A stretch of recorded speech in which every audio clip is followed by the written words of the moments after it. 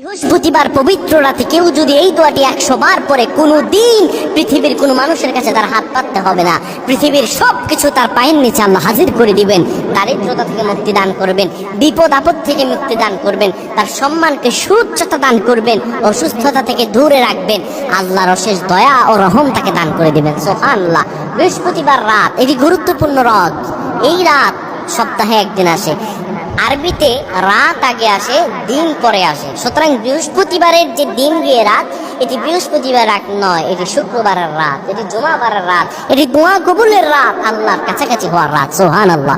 এই বৃহস্পতিবার রাত আল্লাহ তাআলা বান্দার দোয়া কবুল করেন।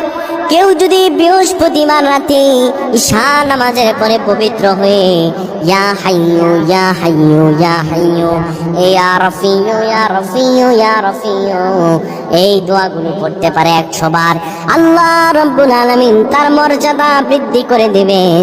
তার জীবনটাকে আমার আল্লাহ সুন্দরভাবে সাজিয়ে দিবেন। বিপদ আপদ বালা মুসিবত গুলো আমার রাব্বুল আলামিন দূর করে দিবে। আল্লাহুম্মা আমিন বলেন।